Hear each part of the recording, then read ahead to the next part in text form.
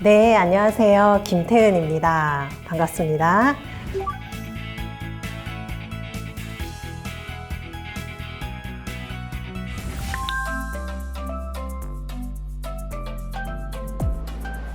저는 청년들이 스스로 독립할 수 있도록 금융정보를 알려주고 교육하고 연구하는 일들을 하고 있습니다.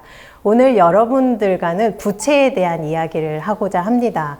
부채는 저축, 신용보다도 더 생소하시죠. 하나하나 이야기를 풀어나가도록 하겠습니다.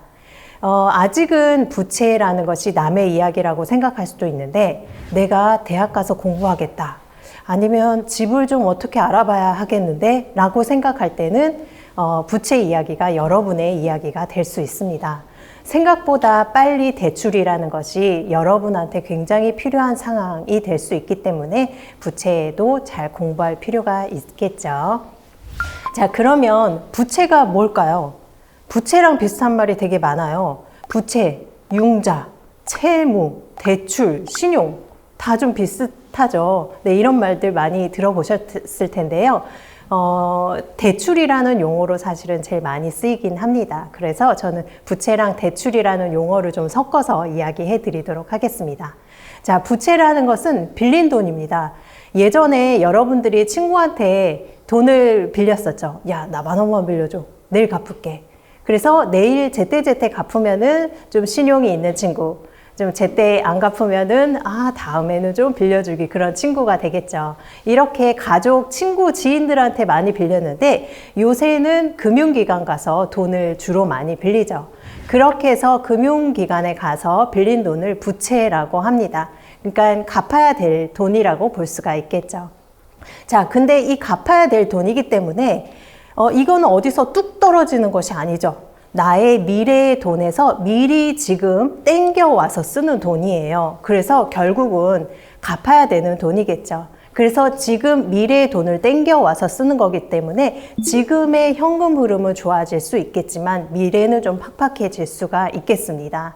자, 그리고 금융기관에서 돈을 빌린다 그러면 공짜로 돈을 빌려주는 건 아니고요. 사용 대가를 내게 됩니다. 그거를 이자라고 하죠. 우리가 은행 가서 저축을 하면은 이자를 받죠.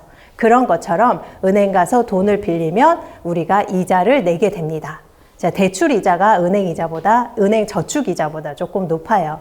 자, 그리고 이것을 제때 갚지 못하잖아요. 그리고 그렇게 연체가 된다면 앞으로의 금융 사용에 굉장히 어려움이 생길 수 있기 때문에 대출이라는 것은 굉장히 신중해야 합니다. 자, 그러면 미래의 돈을 땡겨서 쓰는 거잖아요. 그러면 이 행동이 다 나쁜 건가? 아닌가? 좋은가? 이런 생각이 드시죠. 다 나쁜 건 아니고요. 좋을 때도 있어요. 그러니까 어떤 용도로 빌리느냐에 따라서 이 부채가 좋을 수도 있고 그렇지 않을 수도 있습니다. 가령 예를 들면 내가 지금은 돈이 없지만 대학 가서 공부를 좀 더 하고 싶다. 그러면 이거는 미래에 대한 투자성 지출이잖아요. 그러면 이거는 괜찮은 긍정적인 대출이라고 할 수 있습니다. 그런데 반면에 별로 좋지 않은 것은 내가 좀 좋은 명품 사고 싶다, 이런 거는 지금 돈이 없는데 빌려서 미래의 돈을 땡겨와서 지금 명품을 산다, 이런 것은 별로 바람직하지 못한 대출이라고 할 수 있겠죠. 그래서 내가 만약에 돈이 필요하다, 돈을 빌려야 된다라고 생각할 때는 내가 이거 왜 빌리려고 하지? 라고 생각을 한 다음에 대출, 부채가 이루어져야 하겠죠. 자, 그럼 퀴즈를 한번 내보겠습니다. 대학교 등록금 대출은 괜찮은 대출일까요? OX. 네, 정답은 괜찮은 대출이다. 자, 그러면 새 차를 사고 싶어 하는 친구들이 많습니다. 이제 20살 넘어가고 하면은 새 차를 사고 싶어 하는데, 그런 대출은 좋은 대출일까요? 별로 안 좋은 대출일까요? 네, 정답은 내가 여유가 없이 대출로 이루어진다면 그렇게 좋은 대출은 아니라고 볼 수가 있습니다. 자, 그러면 명품을 사려고, 명품 가방을 사려고 대출을 한다. 이거는 좋은 빚일까요? 네, 이것도 별로 그렇게 좋은 빚이라고는 할 수가 없죠. 자, 그러면 미리 땡겨서 돈을 쓰는 행동이 다 나쁜 건 아니고 좋을 때도 있다고 했잖아요. 자, 그래서 여러분들이 대학 가서 학자금 대출을 받는다 그러면 장학재단에서 대출을 받으시는데요. 만약에 장학재단의 학자금 대출 제도를 이용하신다면 이것도 대출이니까요. 크게 취업 후 상환 학자금과 일반 상환 학자금 대출이 있는데 여러분들이 내가 이거를 다 열심히 일을 하고 아르바이트를 해서 갚아야 되는 상황이다. 그러면 취업 후 상환 대출을 받으시는 게 좋을 것 같습니다. 왜냐하면 이 취업 후 상환 대출이라는 것은 일정 소득이 발생할 때까지 원금 갚는 걸 다 뒤로 밀어줘요. 그리고 어느 정도 소득이 되면 국세청에서 지금부터 갚으세요 이렇게 찌리릭 날라오기 때문에 연체 발생 가능성이 적어지겠죠. 그래서 취업 후 상환 학자금 대출 제도가 훨씬 유리할 거고요. 그리고 이자는 꼬박꼬박 내긴 하거든요. 근데 지자체별로 이 학자금 대출 이자 지원하는 경우도 굉장히 많기 때문에 그런 거 잘 체크하셔서 지원 받으셔도 도움이 될 것 같습니다. 그리고 내가 만약 대학생이다. 휴학생이나 졸업생은 안 돼요. 대학생인데 생활비가 조금 모자라다. 그러면 학기당 장학재단에서 150만 원씩 대출이 가능합니다. 이게 가장 저렴해요. 그래서 그것도 알아두시면 도움이 될 것 같아요. 자, 다음에 집 문제로 가장 고민을 하고 덩어리가 훨씬 크고 액수가 크기 때문에요. 근데 당장 내가 좀 거처가 필요하다 하는 경우도 있을 거예요. 그런 경우에 주택도시공사의 전세대출이나 공공주택 우선순위 선발 같은 거를 좀 참고해 보실 필요가 있을 것 같습니다. 크게 보면은요, 매입임대, 건설임대, 전세임대가 있을 텐데요. 매입임대라는 것은 일단은 전월세로 들어가요. 공공주택, LH나 SH에서 분양하는 것을 전월세로 들어간 다음에 일정 기간 후에 내가 필요하면 그 시세보다 저렴한 가격에 그 집을 매입하는 거죠. 네, 근데 지금은 당장 돈이 많지 않기 때문에 이 매입 임대를 고려하는 청년들은 사실은 그렇게 많지는 않습니다. 그리고 건설 임대가 있는데요. 이거는 이제 공공주택. 보통은 전세 임대로 많이 하겠지만 이 건설 임대, LH, SH 공사에서 건설하는 공공주택, 영구주택, 네, 행복주택 등이 되겠는데 평수가 조금 작기 때문에 사회초년생들은 전세임대를 조금 더 선호한다고 합니다. 전세임대는 일반 우리가 그냥 편안하게 내가 필요한 집을 전세로 알아보는 거를 말하는데요. 요 보증금을 지원해 주기도 합니다. 서울 경우에는 서울이나 수도권의 경우에는 최대 1억 2천만 원. 그런데 요거는 대출 그 학생들의 상황에 따라서 소득이나 나이에 따라서 그 보증금 지원은 다 달라지기 때문에 반드시 상담을 통해서 이루어져야 해요. 그래서 이런 것들도 있다라는 것을 알아두시고요. 참고로 행복주택에 들어간다. 그리고 거기서도 보증금이 필요하잖아요. 그래서 주택도시공사에서 전세대출도 받겠다. 요 두 개는 둘 다 혜택이기 때문에 동시에는 되지 않아요. 그래서 좀 선택할 필요가 있습니다.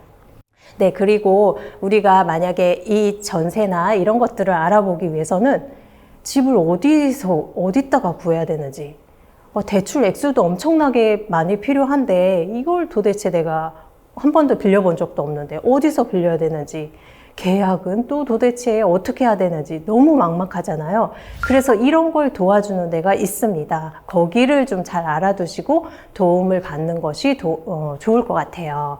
첫 번째는 그 LH의 유스타트라는 상담센터가 조금 더 특화돼서 여기에 전화하면 바로 맞춤형 상담이 가능합니다. 제가 전화도 해봤어요. 그랬는데 사실은 아주 디테일한 상담까지는 아니고 임대 유형 안내 그 정도 상담이 이루어지지만 그래도 좀 도움이 될 것 같아서 알려드리고요. 또 하나 조금 더 도움이 될 것 같은 곳은 검색창에다가 서울 주거 상담 이렇게 써보세요. 그러면 지역별로 상당히 서울 주거 그 복지센터들이 많더라고요. 여기는 이제 국토부 산하기 때문에 점점 더 이제 지방에도 되게 많이 생기고 있기 때문에 좀 이용하시면 도움이 될 것 같습니다. 여기 가면요, 공공주택에 대한 전반적인 상담, 내가 들어갈 수 있는데 이런 거 신청하는 것부터 이제 다 도와주시고요.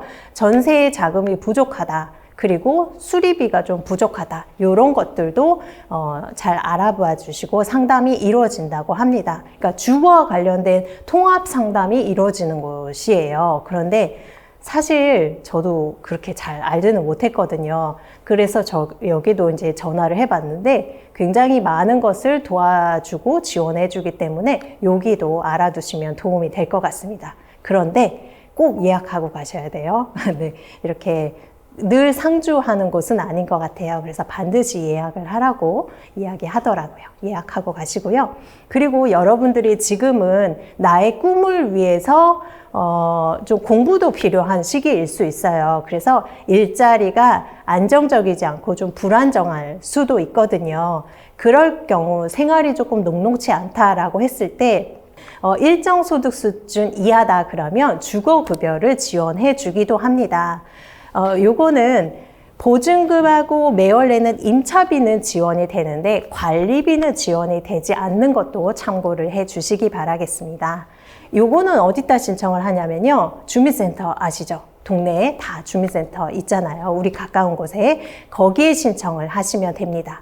요거는 되든 안 되든 일단 가셔서 내가 주거비가 많이 들고 좀 고민이 된다라고 생각하시면은 가서 신청을 하시면은 알아서 결과를 보내주시거든요. 요것도 복지 혜택이기 때문에 대상자가 될 수 있어요. 그리고 대상자가 된다 하더라도 다 되는 거 아니고요. 신청자의 하나입니다. 그래서 우리가 굉장히 적극적이어야겠죠. 신청을 하셔야지 혜택을 받으실 수가 있습니다. 적극적이면 다 세상은 또 우리 편입니다. 다 도와주기 때문에 적극적으로 신청하시기 바라겠습니다.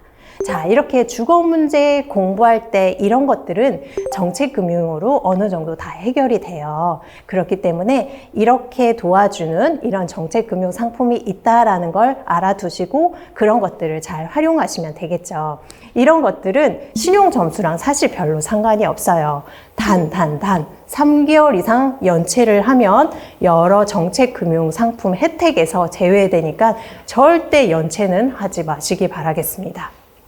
자, 그리고 만약에 이런 그 주거 문제나 등록금 말고 생활비가 부족해서 필요할 수도 있잖아요. 그럴 때 첫 번째는 은행 먼저 알아보시는 게 필요한데 여러분들은 아직 어리기 때문에 은행에서 대출이 안 될 가능성이 있어요. 신용대출이기 때문에 내 신용에 따라서 금리가 다 달라지는데 여러분들이 아직 신용을 쌓을 만한 그 충분한 시간이 없었기 때문에 평소에 신용관리가 굉장히 중요합니다. 연체하지 않고 신용카드, 체크카드 건강하게 쓰고 은행권에서 대출하고 신용카드에 카드론, 리볼빙, 현금 서비스 안 쓰고 이런 것들을 잘 지키시는 것이 이제 신용관리이죠. 자, 만약에 은행에서 대출이 안 된다. 그러면 안전한 대출이 하나 있습니다. 요것만 알아두세요. 서민금융진흥원의 햇살론 유스라는 대출이 있어요. 얘는 뭐 대학생인지 사회초년생에 따라서 금리가 조금 다르기도 하고 우대금리가 있습니다만 통상 4%에서 4.5% 1년에 이자를 받고 안전하게 대출을 해주기 때문에 요 대출 정도만 알아두시면 도움이 될 것 같습니다. 근데 이런 생활비 대출은 어디서 짠 하고 그냥 써라 라고 나오는 게 아니죠. 미래의 소득에서 미리 땡겨와서 쓰는 거기 때문에 미래의 삶은 팍팍해질 수 있죠. 그래서 소득을 늘려서 내가 지금 상황을 해결할 수 있는지를 먼저 생각해 보시는 게 중요합니다. 자, 정리를 한번 해보겠습니다. 내가 만약에 대출을 받을까 말까 고민이다 라고 하면은 내가 이거 왜 받아야 되지? 지금 미래 소득을 당겨와서 쓰는 이 행동이 훨씬 의미가 있는 것인가? 이런 거 먼저 생각하고 대출을 발생시켜야겠죠. 자, 그 다음에 대출을 받게 되었다. 그러면 어차피 갚아야 될 돈이에요. 그래서 매달 내가 원금과 이자를 감당 가능하게 갚아 나갈 수 있는지를 반드시 생각하셔야 됩니다. 네, 그렇지 않으면 연체가 될 수 있기 때문에 그거를 반드시 고려해서 대출 액수를 생각하시고요. 그 다음에 주거 문제나 아니면은 대학교 그런 학자금 대출은 정책금융상품 반드시 확인해서 그 혜택 보시면 좋겠죠. 그리고 생활비 대출은 햇살론, 뉴스 요거 하나만 알아두시고요. 그 외의 대출은 금리가 엄청나게 높을 겁니다. 그래서 그것까지는 그 외의 대출은 반드시 발생하지 않도록 해주세요. 네, 그리고 또 중요한 거 하나. 대출 다 발생시킨 다음에는 내가 어느 은행에 얼만큼 대출 받았는지를 잘 기록해 놓으셔야 합니다. 의외로 상당히 많은 경우가 내가 어디다 얼마 빌렸는지 모르는 경우가 되게 많아요. 그래서 꼭 기록해 놓으시기 바라겠어요. 그리고 다시 한번 강조하지만 절대 연체하지 않으셔야 돼요. 연체하게 되면 여러분들이 상상도 하지 못했던 어려움들이 계속적으로 발생할 수 있기 때문에 절대 그 상황은 만드시지 않으셔야 합니다. 네. 이렇게 알고 실천하신다면 여러분도 큰 문제 없이 금융생활을 해 나가실 수 있을 겁니다. 여러분의 멋진 미래를 응원하겠습니다.